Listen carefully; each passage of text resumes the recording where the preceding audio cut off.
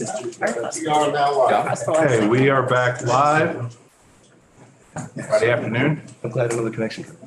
And we're continuing testimony on H66, which is this year's version of an act relating to paid family and medical leave insurance. And joining us now in a moment of full disclosure,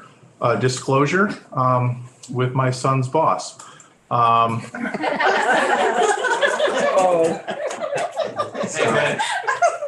Keep it real, people. Are you recusing yourself? I only get bread out of the deal occasionally. Do customers have to leave the room? No. Daily customers? There's not any conflict of interest here at all. So Randy, welcome back to the General and Housing Committee. We are a completely different setup since the last time you testified for us. So we're just going to go quickly around the room, and because it's Friday afternoon and we're a little punchy, we're going to go in the opposite direction. Oh. But I'm totally not prepared for this. Representative Tom Stevens from Waterbury. Backwards. Representative Robin Chestnut Tangerman, Rutland, Bennington District. Representative Mary Howard, Rutland District 6. Representative Larry Laybrough, Orleans, Essex, District 1. I'm Representative Elizabeth Burrows, and I represent Heartland, West Windsor, and Windsor. Hi, I'm Dennis Sabowni, and I represent Linden, Sutton, Newark, Sheffield, and Wheelock. Good to see you, Randy. Caleb Elder, Starksboro, Bristol, Lincoln, and Moncton. Saudia Lamont, and I represent the Loyal Washington District. Kathleen James, Bennington 4, which is Manchester, Arlington, Sandgate, and half of Sunderland. Great. So welcome again. And you're not here just as a baker and an owner of a bakery, but you're also here as the head of an organization. So if you could, or the board of the organization. So just introduce yourselves, and the microphone is yours. Thank you. And I was going to bring up the thing about your son, but then I wondered if I shouldn't. But you didn't fire him, did you? No. Far from it. I was his employer. And yeah, Caleb plays fiddle in the backyard sometimes. That's right. It's very Vermont to know at least two of you. Anyway, I am affiliated with the Main Street Alliance of Vermont. That's what you were referring to there. The structure of the organization has changed somewhat. I was the chair of the board. I think I'm now something like on the advisory committee. But that's the important thing is that that organization is one that I've worked with a lot in the last several years on things such as this. So thank you, Chair Stevens and members of the committee, for having me here this afternoon to testify as a Vermont business owner about the critical need for a universal paid family and medical leave program here in Vermont. My wife, Liza, and I have owned and operated Redhead Baking Company in Middlesex for over 23 years. As anyone in the service industry will tell you, the last 3 years have challenged us in ways that we have never seen before. The onset of the COVID pandemic prompted business owners and employees who have only ever known service industry work to reevaluate whether they wanted to continue working in this field at all. Creating sustainable jobs in this industry has never been easy. We are at a great disadvantage compared to businesses in other industries with higher profit margins. We've always known that our intelligent, hardworking staff could find employment in other fields that would afford them more financial stability if they ever wanted to seek that out. For many, the pandemic was the prompt to do just that. Getting COVID or caring for a family member with COVID was one thing, but being left with no safety net in these circumstances introduced a level of uncertainty that was too much for some to bear. Anyone who's tried to go out and eat in the last couple of years has seen the effects of this upheaval on our communities and on our economy. At Red Hen, we've always strived to provide service jobs that come with pay and benefits that allow people to make a career out of this work. In addition to earning wages that exceed industry average for this area, all of our 50+ full-time employees have disability insurance and enjoy a generous paid time off benefit. They have the opportunity to invest in a company matched retirement account, and with a small contribution on their part, they enjoy the peace of mind of full health care coverage. But missing from this is a key benefit, one that nearly everyone will need at least once in their working life. Of course, that is paid family leave. Many larger companies or those in more profitable industries can afford to offer this benefit to their employees, but for smaller businesses, and especially ones that operate on thin margins like ours does, it is not feasible to pay employees for up to 12 weeks while they are not working. Therefore, any paid leave program that is not mandatory will leave out the great number of Vermonters who work for businesses like ours. This will just further exacerbate the exodus away from service industry work in this state. Aside from health insurance, paid family leave is probably of more importance and value than any of the other benefits that we currently offer at our business. We're reminded of this when we see our employees become new parents, when they face the strain of caring for ailing family members, or when they fall ill themselves. These aren't abstract ideas to us. I have many stories of individual employees of ours that have faced these very challenges. But paid leave isn't there just for the unfortunate circumstances. Many of our employees are new parents. As good community members, we should all be concerned that Vermont families are getting all the support they need right before and after the birth of a child. Study after study confirms the following. Mothers who take at least 12 weeks of leave are also more likely to breastfeed, with important lasting health benefits for their children. Fathers who take longer leaves experience greater engagement in their children's lives, and greater paternal engagement has cognitive and developmental advantages for children. Children whose mothers do not return to work full-time for the first 12 weeks are more likely to receive medical checkups.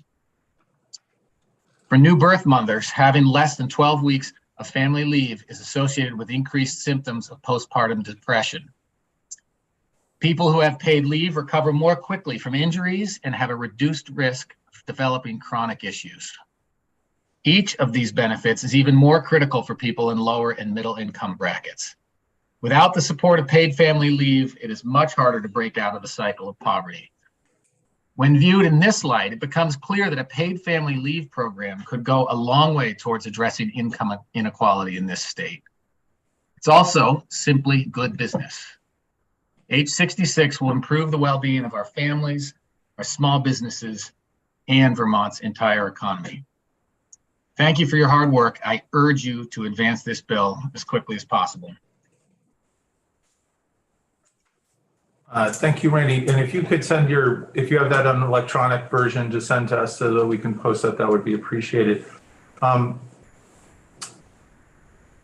When you talk about employees who are having children,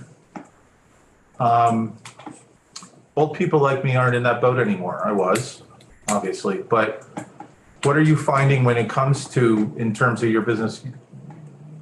We just had testimony from someone from a business where they're continuously just paying people as if they're still working every day. And I understand that businesses need to have that labor for salary, or else you're overpaying in some respects. Do you offer that for your employees if they have to take time off right now? They fit under the FMLA and you don't compensate them for their time or for their lack of time? That's right. I'm glad you asked this, because that's the important point for our particular business. And I think most businesses like ours, we're a little bit more than a restaurant, but we are like a restaurant in that we run on really tight margins.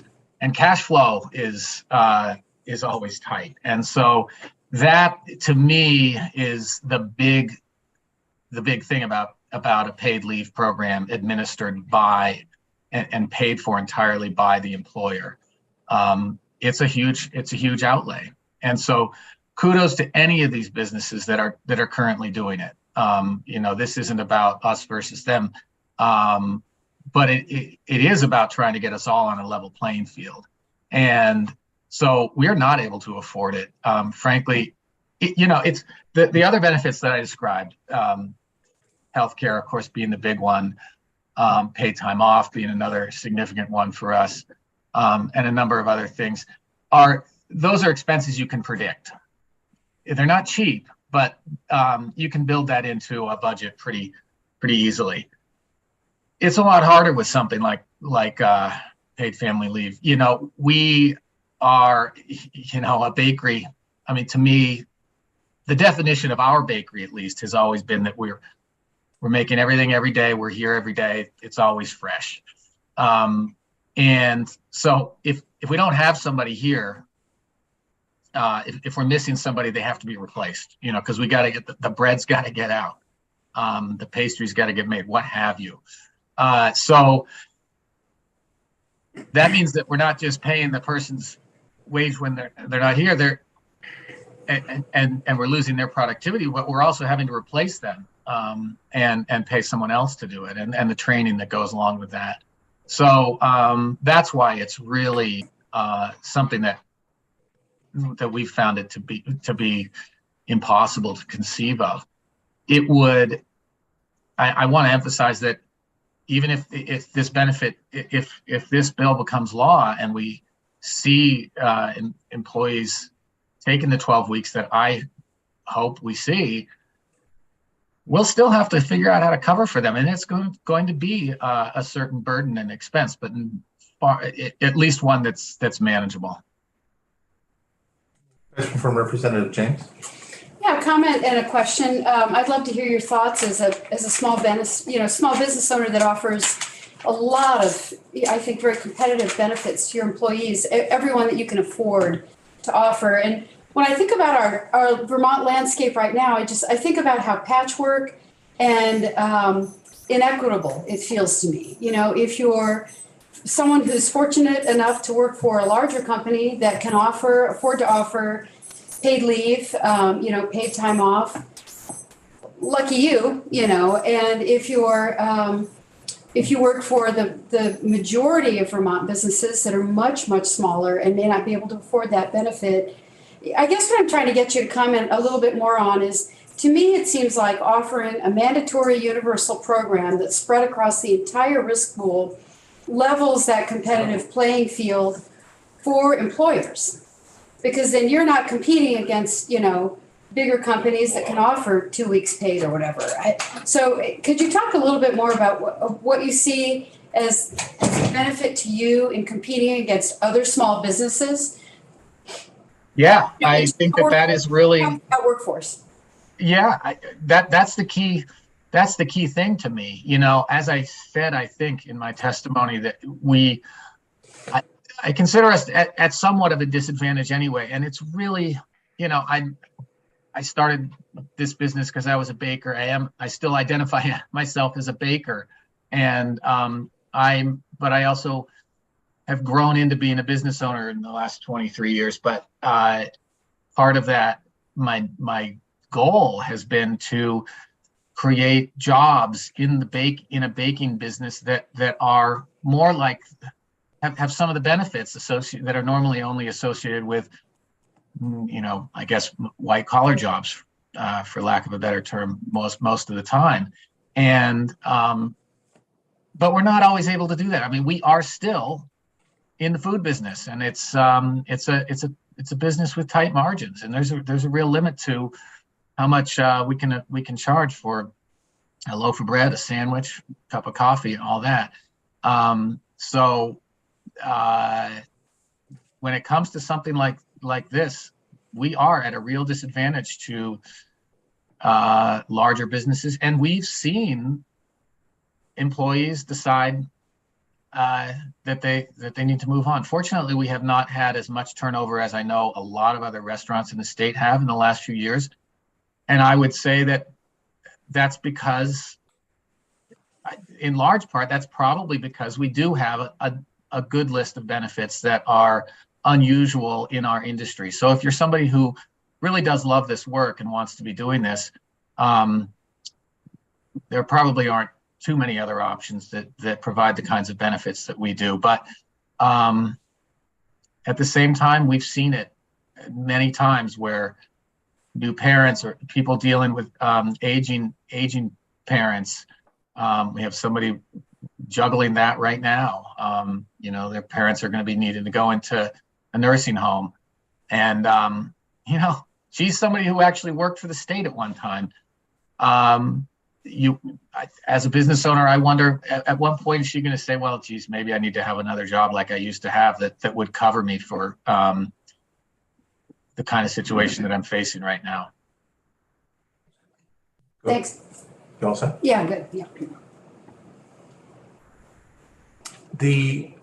You mentioned kind of one of the things that we've talked about with family leave is this idea of I don't know if you call it the bubble or what have you, but it is that feeling. It's on one hand, there's parental leave, which is really important for us to have younger families in Vermont and making sure that they do have a place where they're stable in their work. But you do mention the care of elders, which has always been a part of sick days and sick leave. And I think that's an element that gets left behind a little bit in the conversation. Having gone through it myself, it is an incredibly powerful time when you're working with your parents or a parent at some level and appreciate not the pain that somebody may be going through, but that they are going through it and that they don't right now have the job support for that. Any further questions for Randy? I know he's on a tight schedule. I just want to thank you for testifying and for running a conscientious and caring business. Thank you. Since you brought up the two ends of the spectrum, they're young kids, having kids, and then caring for parents on the other end. And then there's the middle. We've had plenty of people who've had to deal with illness of their own. Yeah. And so, that's in this business, people tend to just soldier on and deal with it, and sometimes not get the care they need. And so I'd love to change that mindset for this industry.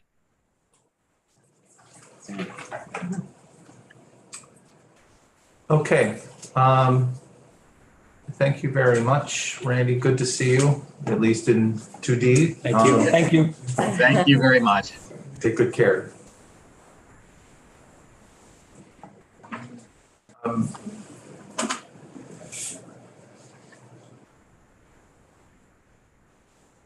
Can we go offline, please? Is Megan testifying? I'm just